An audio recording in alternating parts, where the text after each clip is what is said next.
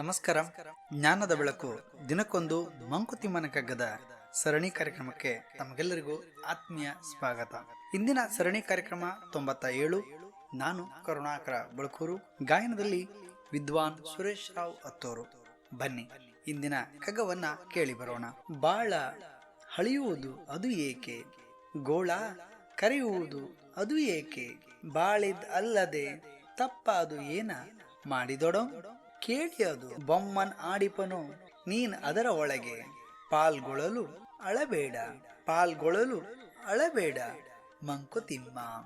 ಬಾಳ ಹಳಿವುದದೇಕೆ, ಗೋಳ ಕರೆವುದದೇಕೆ, ಬಾಳಿದಲ್ಲದೆ ತಪ್ಪದೇನ ಮಾಡಿದೊಡೋ, ಕೇಳಿಯದು ಬೊಮ್ಮನಾಡಿ ಬನಿ ನೀನದರೊಳಗೆ ಪಾಲುಗೊಳ್ಳಲಳಬೇಡ ಮಂಕುತಿಮ್ಮ, ಪಾಲುಗೊಳ್ಳಲಳಬೇಡ ಮಂಕುತಿಮ್ಮ. ಪ್ರಿಯರೇ, ನಿಮಗೆಲ್ಲರಿಗೂ ಸಿಕ್ಕಿರುವ ಈ ಜೀವನದಲ್ಲಿ ಸುಂದರವಾದ ಬಾಳನ್ನ ಯಾಕೆ ಹಳೆಯುತ್ತೀರಾ? ಇಲ್ಲಿ ತಪ್ಪು ಒಪ್ಪುಗಳನ್ನಿಟ್ಟುಕೊಂಡು ಗೋಳ ಆಡಿದರೆ ಪ್ರಯೋಜನವಿಲ್ಲ.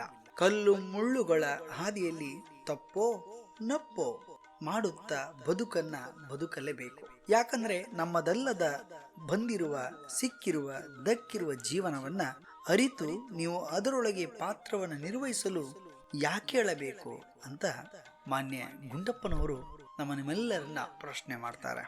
ಹಾಗಾಗಿ ಆ ಪ್ರಶ್ನೆಗೆ ಉತ್ತರವನ್ನು ಹುಡುಕುವಂತ ಪ್ರಯತ್ನ ನಮ್ಮಿಂದ ಆಗಬೇಕು. ಸಮಾಜದ ಸುತ್ತಮುತ್ತಲ ಬೇರೆ ಬೇರೆ ಇವರ ಜೀವನವನ್ನು ಕಂಡಾಗ ತಮ್ಮ ಜೀವನದ ಬಗ್ಗೆ ತಾವೇ ಬೈದುಕೊಳ್ಳುವಂತಹದ್ದು, ಆಡಿಕೊಳ್ಳುವಂತಹದ್ದು ತುಂಬ ಮಂದಿ ಇದ್ದಾರೆ. ಕಷ್ಟದ ಸ್ಥಿತಿ ಬಂದಾಗ ಎಂತಹ ಕಷ್ಟ ಬಂದು ನನ್ನ ಜೀವನದಲ್ಲಿ ಅಂತ ಆ ಜೀವನವನ್ನು ಬೈದುಕೊಳ್ಳುವಂತ ಮಂದಿ ಒಮ್ಮೆ ಅರ್ಥ ಮಾಡಿಕೊಳ್ಳಬೇಕು. ಅವರಿಗಿಂತ ಇನ್ನೂ ಕಡೆಯದಾದ ಕಷ್ಟ ಸ್ಥಿತಿಯನ್ನು ಅನುಭವಿಸುವವರು ಈ ಪ್ರಪಂಚದಲ್ಲಿದ್ದಾರೆ. ಅವರಿಗಿಂತ ನಾವು ಚೆನ್ನಾಗಿದ್ದೇವೆ ಅನ್ನುವಂಥ ಒಂದು ಮನೋಭಾವ ಬರಬೇಕು. ಹಾಗಾಗಿ ಇಲ್ಲಿ ಈ ರೀತಿಯಾಗಿ ಬೈದುಕೊಳ್ಳುವಂಥ ಆಡಿಕೊಳ್ಳುವಂಥ ಮಂದಿಯನ್ನ ಯಾಕೆ ಹೀಗೆ ಇವರು ಆಡಿಕೊಳ್ತಾರೆ ಅಂತ ಆಲೋಚನೆ ಮಾಡುವುದಾದ್ರೆ ಉತ್ತರವನ್ನ ಹುಡುಕ್ಲಿಕ್ಕೆ ಹೊರಟ್ರೆ ಸಿಗುವಂಥದ್ದಿಲ್ಲಿ ಕಟು ವಾಸ್ತವದ ಸತ್ಯಗಳನ್ನು ಅವರು ನಂಬಲಿಕ್ಕೆ ಸಿದ್ಧ ಇರಲಿಲ್ಲ.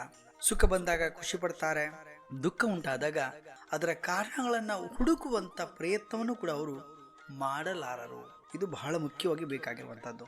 ಬದುಕಿನಲ್ಲಿ ಎಲ್ಲವೂ ಆ ವಿಧಿಯ ಪೂರ್ವ ನಿರ್ಧರಿತವಾಗಿರುತ್ತದೆ. ಹಾಗಾಗಿ ಕಷ್ಟವೋ ಸುಖವೋ ದುಃಖವೋ ಸಂಭ್ರಮವೋ ಬಡತನವೋ ಸಿರಿತನವೋ ಬರುವ ದಿನಗಳನ್ನ ಕ್ಷಣಗಳನ್ನ ಸ್ವೀಕರಿಸಿ ಸವಾಲಾಗಿ ನಾವು ಬದುಕನ್ನ ಗೆಲ್ಲಬೇಕು. ಅದನ್ನು ಬಿಟ್ಟು ಬಂದಿರುವ ಬದುಕಿನ ಕಷ್ಟ ಸುಖಗಳ ಬಗ್ಗೆ ಗೋಳಾಡಿ ಪ್ರಯೋಜನವಿಲ್ಲ. ಬಂದಿರುವ ಎಲ್ಲಾ ಗಳಿಗೆಗಳನ್ನ ಸುಖವಾಗಿ ಅದನ್ನ ಅನುಭವಿಸುವ, ಆ ಅನುಭವದ ಪಾಕದಲ್ಲಿ ಗಟ್ಟಿಯಾಗುವ ಒಂದು ಗುಣವನ್ನು ನಾವು ಬೆಳೆಸ್ಕೊಳ್ಬೇಕು ಅಂತ ಕವಿ ಹೇಳ್ತಾರೆ. ಅಷ್ಟೇ ಅಲ್ಲದೆ ಜೀವನದಲ್ಲಿ ಬೋಧನೆ ಮಾಡೋದು ಸುಲಭ, ಆದರೆ ವಾಸ್ತವದಲ್ಲಿ ಬರುವ ಕಷ್ಟಗಳ ಎದುರಾಗಿ ಹೋರಾಟ ಮಾಡೋದಿದೆ ನೋಡಿ, ಅದು ಕಷ್ಟ ಇದೆ, ಇಲ್ಲ ಅಂತಲ್ಲ. ಆತ್ಮಸ್ಥೈರ್ಯದಿಂದ ವಿಶ್ವಾಸದಿಂದ ನಿರಂತರವಾಗಿ ನೀವು ಶ್ರಮ ಪಟ್ಟರೆ ಖಂಡಿತವಾಗಿ ಕೂಡ ಆ ಯಶಸ್ಸು ಸಿಗ್ತದೆ ಅನ್ನೋದ್ರಲ್ಲಿ ಯಾವ ನಿಸ್ಸಂದೇಹವೂ ಇಲ್ಲ. ಹಾಗಾಗಿ ನೀವೆಲ್ಲರೂ ಕೂಡ ಯಾಕೆ ಪ್ರಯತ್ನ ಮಾಡಬಾರ್ದು ಅಂದ್ರೆ, ಈ ಜಗತ್ತಿನಲ್ಲಿ ಪ್ರಯತ್ನ ಪಡುವವರ ಸಂಖ್ಯೆ ಕಡಿಮೆ. ಪ್ರಯತ್ನ ಪಡಬೇಕು. ನಾವು ಪ್ರಯತ್ನವೇ ಪಡದೆ ಪ್ರತಿಫಲ ಸಿಗೋದಿಲ್ಲ. ಹಾಗಾಗಿ ಪ್ರಯತ್ನಶೀಲರಾಗೋಣ, ಮರಳಿ ಮತ್ತೆ ಮತ್ತೆ ಪ್ರಯತ್ನ ಮಾಡೋಣ. ಸೋಲನ್ನ ಏಕ ಮಾತ್ರಕ್ಕೆ ನಾವು ಒಪ್ಪಿಕೊಳ್ಳಬಾರದು. ಸೋಲನ್ನ ಒಪ್ಪಿಕೊಳ್ಳುತ್ತಲೇ ಗೆಲುವನ್ನ ಗೆಲ್ಲೋಣ. ಏನಂತೀರಿ ಬಂಧುಗಳೇ? ಮಂಕುತಿಮ್ಮನ ಕಗ್ಗಕ್ಕೆ ಸರಣಿ ಕಾರ್ಯಕ್ರಮ ಆರಂಭವಾಗಿ 100ರ ಸಂಭ್ರಮ ಸಮೀಪಿಸ್ತಾ ಇದೆ. ಈ ಸಂದರ್ಭದಲ್ಲಿ ಪ್ರಪ್ರಥಮ ಬಾರಿಗೆ ಬಡಗುತಿಟ್ಟಿನ ಹೆಸರಾಂತ ಭಾಗವತರಾದಂಥ ಶ್ರೀಯುತ ಸುರೇಶ್ ಶೆಟ್ಟಿ ಅವರು ಮತ್ತು ತೆಂಕುತಿಟ್ಟಿನ ಶ್ರೀಮತಿ ಭವ್ಯಶ್ರೀ ಮಂಡೇಕೋಲು ಅವರು ಮಂಕುತಿಮ್ಮನ ಕಗ್ಗವನ್ನ ಭಾಗವತಿಕೆಯಲ್ಲಿ ಹಾಡಲಿದ್ದಾರೆ. ಆ ಸರಣಿ ಸಂಚಿಕೆ ಕಾರ್ಯಕ್ರಮವನ್ನ ಕೇಳಲು ಮರೆಯದಿರಿ. ನಾಳೆ ಇನ್ನೊಂದು ಕಗ್ಗದೊಂದಿಗೆ ಬರುತ್ತೇನೆ. ಅಲ್ಲಿಯವರೆಗೆ ನಮಸ್ಕಾರ. ಮಾಸ್ಕ್ ಅನ್ನು ಧರಿಸಿ, ಆರೋಗ್ಯ ಸೂತ್ರವನ್ನ ಪಾಲಿಸಿ, ರೋಗ ನಿರೋಧಕ ಶಕ್ತಿಯನ್ನ ಹೆಚ್ಚಿಸಿಕೊಳ್ಳಿ. ನಮಸ್ಕಾರ.